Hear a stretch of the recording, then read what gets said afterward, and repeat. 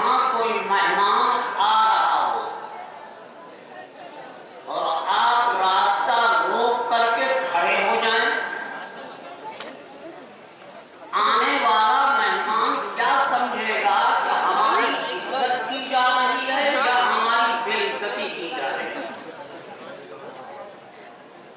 हमें इस बात का दुख है कि जिस मुअज़्ज़ज़ शख्सियत का सदारत के लिए आपने अभी एक की ताकीद और दूसरे की तहरीक सुनी,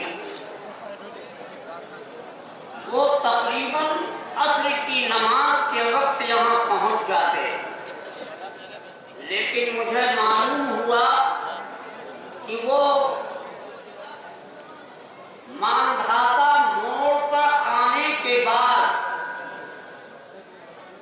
एक लोगों ने सड़क को जाम कर रखा था और हम ये नहीं जानते ये कौन सी शराफत है कि उस शराफत की दाद दी जाए कि आने वाला मेहमान अपनी मुसीबत को साथ लिए हुए चला गया आगे, और जो गेट गारहनपुर का बना हुआ है वहां से लेकर के आप हरिहरपुर सराय गोविंद राय तक का जाम रोड एकदम जाम कर दिया है, बीच के अंदर लोग खड़े हुए हैं।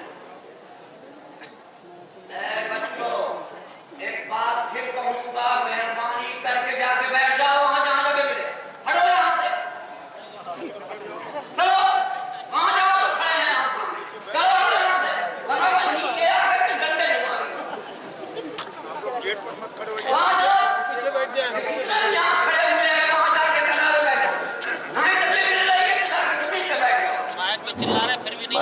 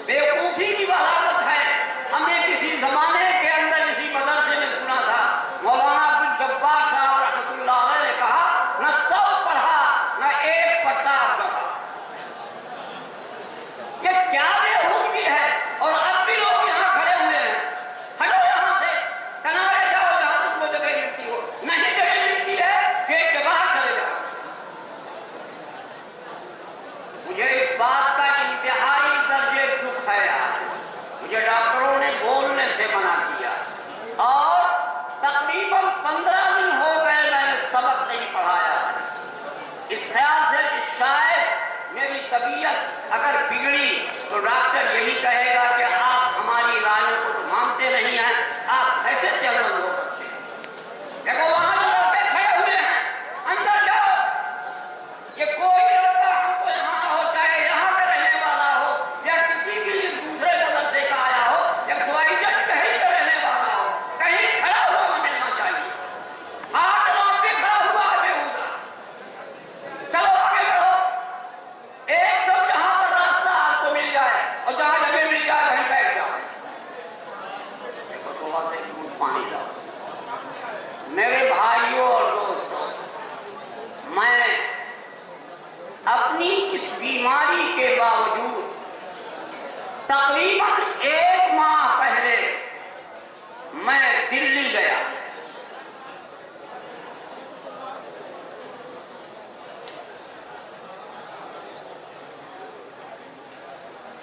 और वहां जाने के 2 मंशा।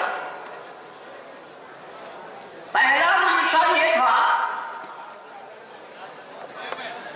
कि नूह के अंदर एक इंतहाई दर्जे घिनौना फसाद हुआ और वहां के लोग इंतहाई दर्जे खस्ता हाल हो चुके थे, न उनके लिए मकान रह गया था, न खाने के लिए एक दाना मिल रहा।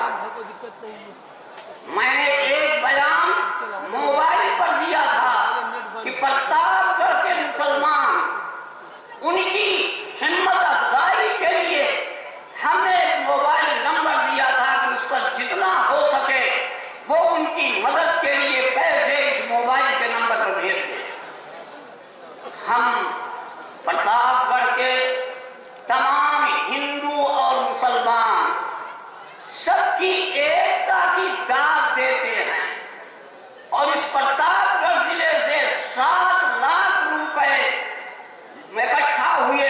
جس کو میں مولانا عبداللہ اور نسیم بھائی سینا میڈیکل اسٹور یہ ہم لے کر کے اس کو پہنچے.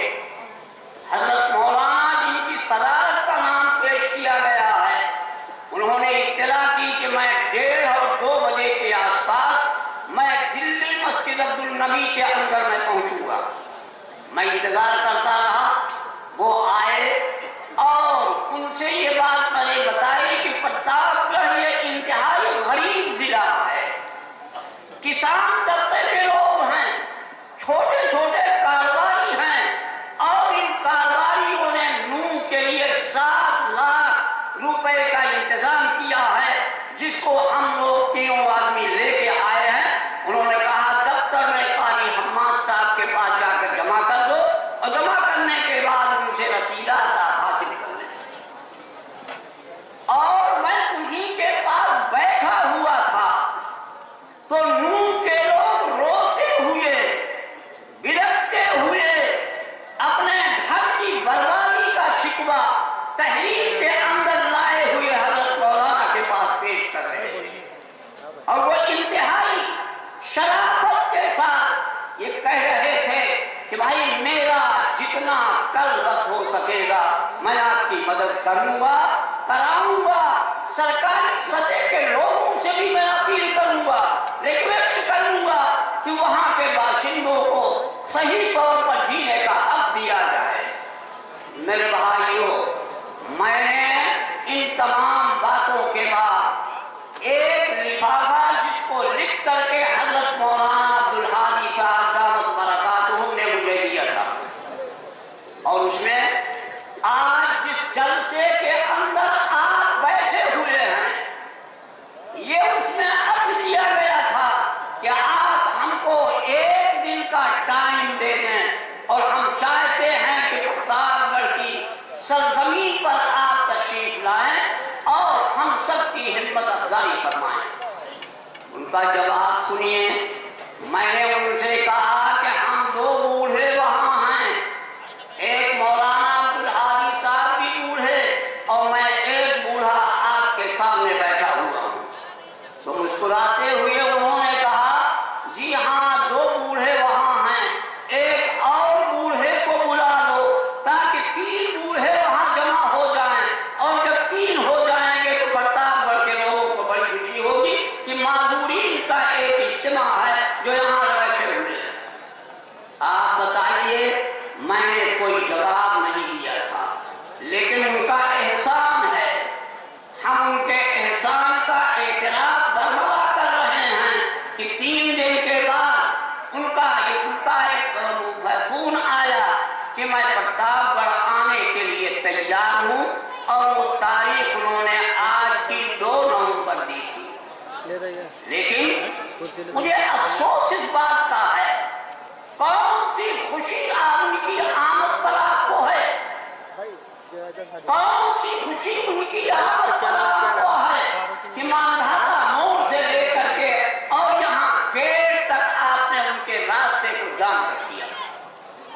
وہ مدارس کے طلبا ہوں یا علماء ہوں یا یہاں باشندے ہوں، ان تمام باشندوں نے ہمارا مدرسے کا حضرت مولانا کا احترام کیا یا بے عزتی کا سامان انہوں نے پیدا کیا. ہمارے گھر پر کوئی مہمان آئے اور ہم لاٹھی لے کے کھڑے ہو جائیں اس کے روکنے کے لیے تو کہے گا ہم تو اچھے بیوقوف لوگوں کے یہاں آ کے پھنس گئے. مجھے ورنہ مجھے ڈاکٹروں نے منع کیا ہے کہ آپ بول نہیں سکتے، آپ زیادہ چلیں نہیں، لیکن مجھ سے برداشت نہیں ہوا. آخرکار وہ ناراض ہو کر کے چلے گئے قوری قربہ. وہاں جا کے انہوں نے عصر کی نماز پڑھی اور پھر آئے تو آنے کے بعد کہیں جگہ نہیں مل رہی تھی. گیٹ سے ہے اتنا زیادہ کہ لوگ بیچ کے اندر 2-4 کھڑے ہوئے ہیں. کیا کریں گے؟ وہ آپ کے سر پر ڈنڈا مارتے ہوئے نکلیں گے؟ نہیں. ہمارے مدرسے کے صدر مدرس حضرت مولانا عبدالشافی صاحب دامت برکاتہم یہاں تشریف فرما ہے. میں نے تقریباً ان کی آمد سے 2 گھنٹہ پہلے ان کو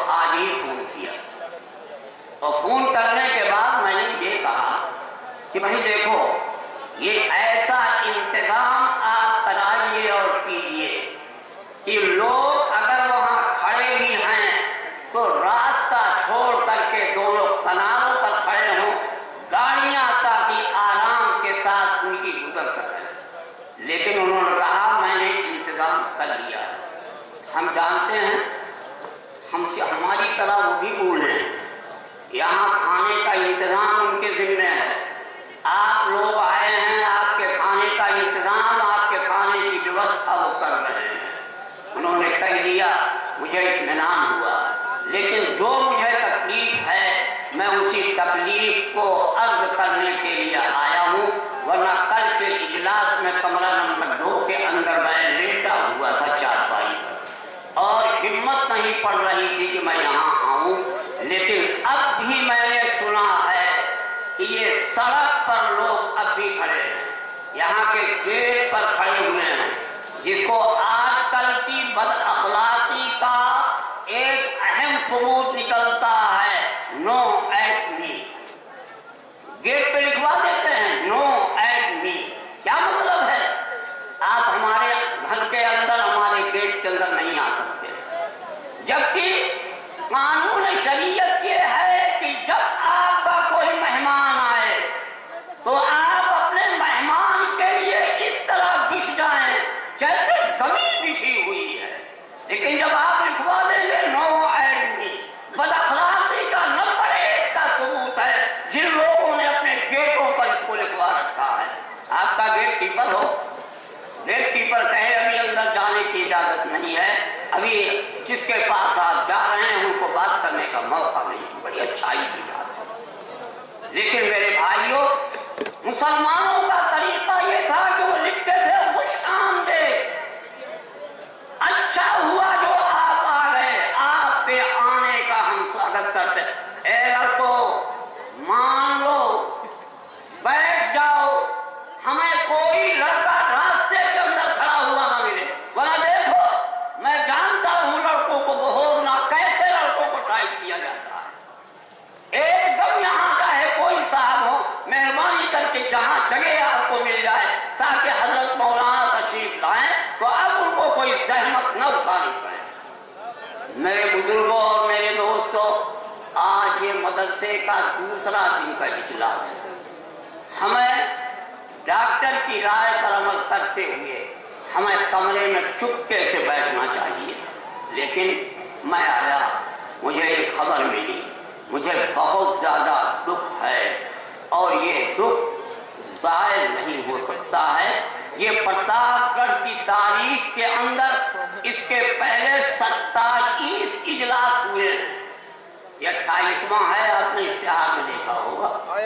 अल्लाह का शुक्र है उस वक्त मैं कुछ थोड़ा सा ताकतवर था, बोलने पे कादिर था और मैं देखता था कि अगर मैं अवाम से, पब्लिक से, उलमा से, कुर्रा से, कुफ्फार से कोई मैं अपील करता तो हमें याद नहीं है कि किसी ने खिलाफ वर्जी की हो। लेकिन आज का इस वाक़े को सुन करके मुझे बेहद तकलीफ है और प्रतापगढ़ का नाम ऐसा आज के दिन बदनाम किया गया है जो एक सियाह दाग है, जो प्रतापगढ़ की जनता इस सियाह दाग को कभी धो नहीं पाएगी। अब आप सोचिए, ये बरामदे के अंदर कुछ लोग खड़े हुए, अरे भाई मुझे देख रहे हो या मौलाना की आमद का इंतजार कर रहे हो, कहीं जगह मिल जाए और जगह मिलने के बाद आकर के बैठ जाइए। उनकी आमद के बाद अब उनको कोई तकलीफ न होनी चाहिए। मैं उनसे दस्तबस्ता माफी मांगूंगा, आपकी तरफ से भी और तलबा और असातिज़ा की तरफ से भी। वो बहुत ही अखलाकमंद इंसान हैं और अगर वो अल्लाह करे उनका गैज़ व ग़ज़ब खत्म हो गया हो और वो तशरीफ लाएं तो एक तो कोई नारेबाजी न होनी चाहिए, एकदम खामोश होकर के आप बैठेंगे और ये रास्ता जो गेट से यहाँ तक का है, इस रास्ते पर कोई एक आदमी खड़ा हुआ ना हो ताकि उनकी गाड़ी सीधे यहाँ तक आ जाए और कोई रुकावट न पैदा हो। यह यहाँ से जबकि मेरी आंख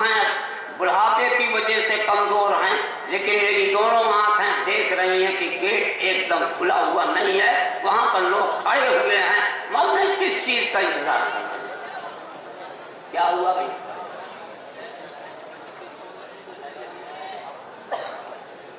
खिला रहे हैं, तो ये गेट पर खाना खिला रहे हैं? नहीं, ये गेट पर जो लोग खड़े हुए हैं वो क्या देख रहे हैं? न खिला रहे हैं न खा रहे हैं। भाई गेट खाली करो, गेट पर कोई इंसान वहां खड़ा नहीं होगा। इस तरह हो कि अगर कोई परिंदा भी अंदर आना चाहे उसके लिए कोई रुकावट ना हो। ये मैं बीच में हमने मुदाखलत की, मैं उसकी माफी हजरात मुंतज़िमीन से मांगूंगा और आपसे फिर दोबारा कहूंगा कि क़तअन आप उठे नहीं, वो आएंगे और आने के बाद मुझे उम्मीद है कि सीधे स्टेज पर आएंगे। उनके खाने का इंतज़ाम यहाँ किया गया था, लेकिन वाले प्रतापगढ़ उनका खाना उन्होंने 1 हफ्ता पहले कहा था कि मगरिब की नमाज पढ़ करके फौरन मुझको खाना चाहिए। लेकिन वाले नारा लगाने वालों और वाले प्रतापगढ़ की शराफत के हामिल, तुमने रोटी और चावल और सालन से भी उनको मजबूर कर दिया। हमें बहुत दुख है, हमें इतना ज़्यादा दुख है कि मैं उस दुख का कलिमात के जरिए से मैं उसका इजहार नहीं कर सकता हूँ। मैं अगर मजीद और कुछ कहूँगा तो शायद आप लोगों को तकलीफ हो कि ये कौन सी शराफत है कि जहाँ आपने नारा लगवा लिया तो आपको क्या मिला? आपको कोई चीज़ नहीं मिली और सवाल इसके कि एक हरबों किया और मुझे कहने का मौका न दीजिए। मैंने अपनी इन्हीं आंखों से देखा है कि प्रतापगढ़ के अंदर एक मौका ऐसा भी आया है कि नारा लगाने वाले चूहे की बिल के अंदर जाके घुस गए और उन्होंने जब फोर्स को देखा तो फोर्स देने के बाद उनके हवास वापता हो गए कि अब मुझको गिरफ्तार किया जाएगा और गिरफ्तार करने के बाद मुझ पर घाटियां बरसाई। इसलिए शराफत का सबूत दो और शराफत का सबूत देने के बाद मैं हजरत मौलाना अब्दुल हादी साहब को फोन कर रहा हूँ और उनसे मैं गुजारिश करूँगा कि मैं अपनी गलती की माफ़ी चाहता हूँ आवाम की तरफ से, तलबा और साथिदा की तरफ से।